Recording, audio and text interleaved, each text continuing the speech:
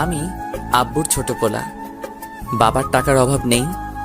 ছোট থেকে ইচ্ছে মতো টাকা খরচ করছি। কখনো বাবা টাকার বিষয়ে কথা বলেনি। ফ্যামিলিতে সবাই আমাকে ছোট সাহেব বলে ডাকে। আমি এবার ইন্টার সেকেন্ড ইয়ারে পড়ছি। এবার আসা যাক গল্পে। শাহাদাত কাকুর দোকানে বসে চা খাচ্ছি। হঠাৎ বাসা থেকে বড় ভাই ফোন দিল। আমি ফোনটা রিসিভ করেই, হ্যালো। শুভ, কোথায় তুই? চার দোকানে চা খাচ্ছি। কেন, কি হয়েছে? তাড়াতাড়ি বাসায় আয়। পারবো না, এখন আমার একটা কাজ আছে। দেখ ভাই, আমার রাগ করিস না, তাড়াতাড়ি বাসায় আয়। আচ্ছা, আসছি বলেই বাইক স্টার্ট দিয়ে তাড়াতাড়ি বাসায় পৌঁছলাম। বাসায় ঢুকেই আমি অবাক, এত মানুষের হইচই কিসের? আর বাড়ি এত সুন্দর করে সাজানো হচ্ছে কেন?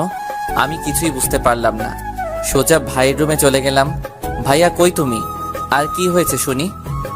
তোমার ভাইয়া বাজারে গিয়েছে, তুমি ড্রেস চেঞ্জ করো। কেন, কি হয়েছে যে ড্রেস চেঞ্জ করতে হবে? আজকে তোমার বিয়ে। আমার মাথায় তো আকাশ ভেঙে পড়লো। কি, আমার বিয়ে মানে? আজকে তোমার বিয়ে। আরে মানে কি? ভাইয়া চলে আসলো। এসেই, শুভ চল, গোসল করতে হবে।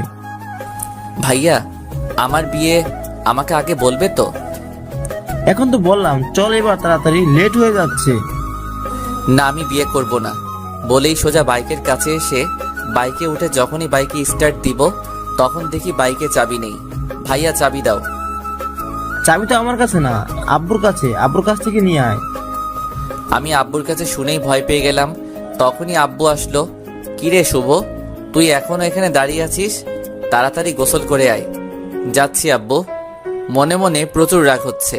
বলতেই চারদিক থেকে মানুষ এসে আমাকে গোসল করাতে লাগলো। গোসল শেষ করে একটা পাঞ্জাবি দিল আম্মু। কি করব আম্মু এই পাঞ্জাবি দিয়ে? আজকে তোর বিয়ে, তাই পাঞ্জাবি পরবি? আম্মু, আমি বিয়ে করব না। ওগো ছোট সাহেবের বাবা, তোমার ছোট সাহেব কি বলে শোনো? আরে আরে কিছু না, আমি এখনই গুছিয়ে নিচ্ছি। সবকিছু গুছিয়ে নিলাম। সারাদিন বিয়ের অনুষ্ঠান হলো। আমি প্রচুর ক্লান্ত। সন্ধ্যা হয়ে গিয়েছে। আমি সোফায় বসে আছি। হঠাৎ মামাতো বোন, চাচাতো ফুপাতো বোনেরা এসে শুরু করে দিল। ভাইয়া তুই এখনো বাইরে কেন? ভাবি তোর জন্য সেই কখন থেকে ওয়েট করছে, রুমে যা। ওই কার ভাবি?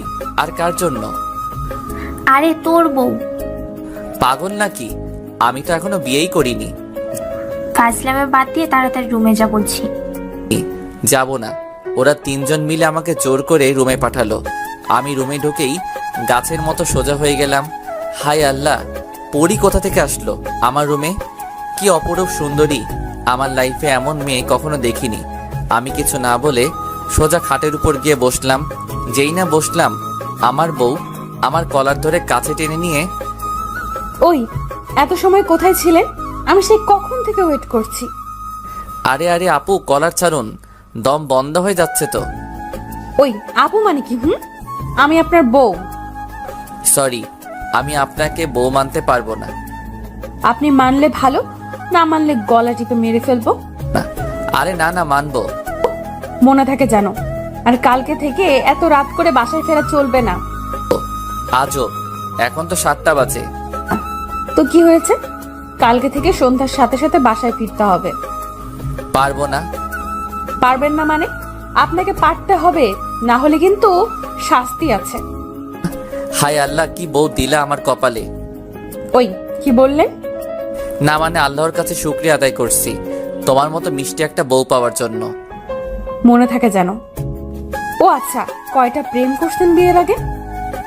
অনেকগুলো প্রেম করছি। কেন? কি, তুই আমার আগে অন্য মেয়ের সাথে প্রেম করছিস? না মানে? মানে মানে করবি না? আমি এত স্বপ্ন দেখেছিলাম আমার জামাইকে নিয়ে, আর তুই আগেই প্রেম করছিস? আচ্ছা, কি কি স্বপ্ন দেখছিলা? আমি সেই ছোট থেকে ভাবছি বিয়ের পর জামাইয়ের সাথে প্রেম করব, আর তুই আমার আগেই অন্য মেয়ের সাথে প্রেম করলি। মানে তুমি বিয়ের আগে প্রেম করনি? না, আমি কখনো প্রেম করিনি। ওয়াও, অসাধারণ। কি? শোনো, আমিও কখনো প্রেম করিনি। ছোট থেকে একটা কথাই ভাবছি, বিয়ের পর বউয়ের সাথে প্রেম করব। বিয়ের পর নতুন ভাবে জীবন শুরু করব। একটা মেয়েকে নতুন ভাবে চিনবো, জানবো। সত্যি বলছেন আপনি প্রেম করেননি?